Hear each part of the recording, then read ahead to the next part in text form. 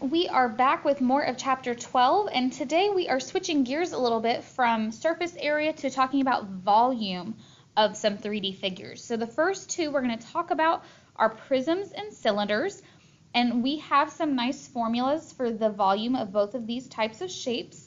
So for the volume of a prism, we have BH, where B is the area of our base, and the shape of the base can vary. So here are a few examples. Here we have a triangular prism, so our base would be the area of that triangle. Here is just a quadrilateral, so our base would be the area of this shape, or I'm sorry, that's a pentagon, 1, 2, 3, 4, 5, pentagon. And here we have a 6-sided, 7-sided shape. I'm not exactly sure, 1, 2, 3, 4, 5, 6. Oh, it was a 6-sided shape. So whatever the area of this base was times the height is going to get us our volume. All right, and then for cylinders, our volume formula is pi r squared times the height. So again, we have the area of our base, and in this case, our base is a circle, so the area of that would be pi r squared. And one other thing I do want to draw your attention to is not all of these prisms and cylinders, the bases are not always perpendicular to the, the lateral edge, as we learned, that's what they're called when we're talking about surface area. So the height is always going to be a perpendicular distance. So in the event that our prism and cylinder is not already perpendicular to its lateral face, the height is going to be that lateral height. Okay? So let's do two quick problems. Starting with number 1, we're finding the volume of the prism shown. So what I have here is sort of a combination of rectangles make up our base, and in order to find the volume, I need to find the area of the base and then multiply it by the height. What I want to do to solve this problem is kind of split this into two prisms and add their volumes together. So if I want to draw kind of and cut this top prism apart from the bottom prism, and let's look at them each separately. Starting with the bottom prism, I have a rectangular prism here. So I just need to find the area of my base times my height. So the rectangular face that makes up the base of this bottom prism is a 7 by 10 rectangle. So 7 times 10 would give me the area of my base, and my height for this bottom prism is 4. Okay, and then if I look at my upper smaller prism, I have a rectangular base as well. The base on the bottom is going to be identical to this rectangular base on the top, and that's going to be a 2. This side is 2, and this side is also 10. So we've got a 2 by 10 rectangular base, and my height of this prism is this vertical length here, 5. So here I've got the volume for my bottom prism and my top prism, and I'm going to find the total by adding them together. So 7 times 10 times 4 gives me 280. 2 times 10 times 5 gives us 100. And so our total volume is 380. And then moving on to number 2, we want to find the volume of cement needed to form the concrete pedestals shown. And we're leaving our answer in terms of pi. So what I have here is another rectangular prism and a cylinder on top. So again, I need to find the volume of each of these shapes and then add them together to get the total volume. So let's start with just our rectangular prism on the bottom. My base here is a 3 by 4 rectangle. So that's the area of my base for that rectangular prism. And my height is 1/2 inch. So here is our setup for finding the volume of this rectangular prism on the bottom. Next, I need to find the volume of this cylinder. And remember, our our formula for volume of the cylinder is pi r squared h. So r here, I know that's kind of hard to see. This is a number 1, that's my radius, and my height is 5. So pi r squared times height. 4 times 3 times 1/2 gives me 6. 1 squared is 1 times 5 gives me 5 pi. And we're leaving our answer in terms of pi. The 6 does not have a pi on it, so this is my answer. Okay. So really not too bad. We're going to move on to 12.5 now. We're still talking about volume, and now we're looking at volume of pyramids and cones. And again, we're given formulas for this to make our life a little bit easier.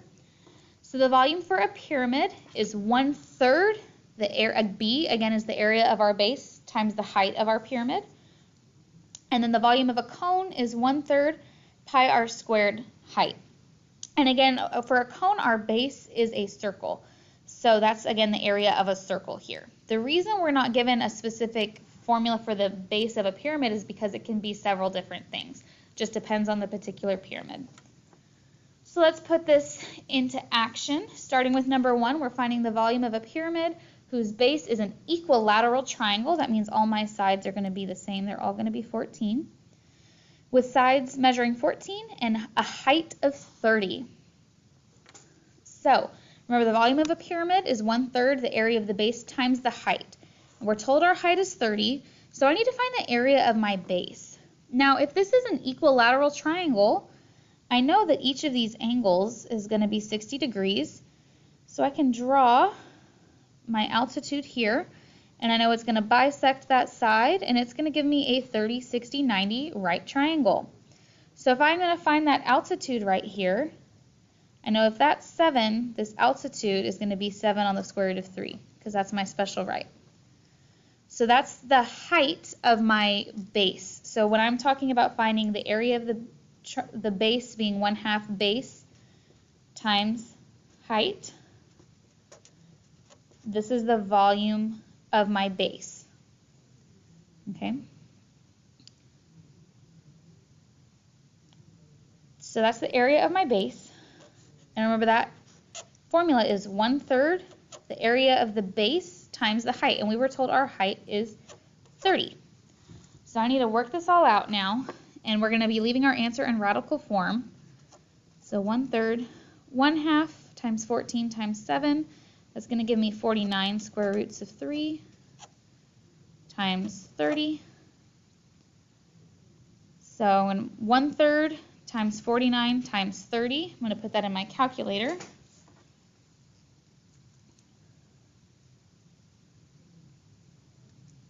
And that gives us 490 on the square root of 3 is the volume of our pyramid. Number 2, we're finding the volume of a cone that has a slant height of 13 and a base radius of 5. So again, this is just going to be a simple plug and chug problem. My formula is 1/3 pi radius squared. My radius is 5. And we're told our height is 13. So, and we're going to be leaving our answer in terms of pi here. So 1/3 pi times 25 times 13.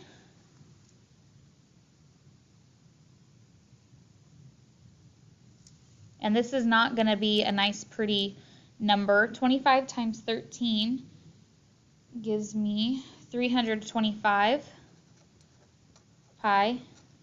And then that third is just going to have to stay there because 325 does not divide evenly by 3. So there's our volume of our cone.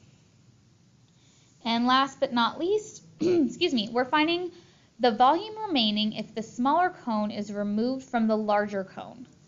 So I've got a large cone here, and if I take away this part right here where I've got my dashed lines, how much would be left over? So we're going to find this by subtracting the volume of my large cone and my small cone. So we're going to find the volume of a cone twice. So let's first find the volume of our large cone, 1/3 pi. Now, what is our radius? So both of these cones actually have the same radius because they have the same base. So for both of these cones, my radius is going to be 6. So 1/3 6 squared times my height for the large cone is both of these together, so that 4 plus 6 is going to be 10. So my height of my large cone is 10. And then we're subtracting the volume of our smaller cone, so it's the same formula. My radius is the same, but my height is this smaller value, this 4. So now I'm ready to solve this out and simplify if I can. 1/3 times 6 squared is 36 times 10. That's going to give me 120 pi. 1/3 times, again, 6 squared is 36 times 4 is going to give me 48 pi. And so my volume left over is going to be 72 pi. And that concludes sections 12.4 and 12.5.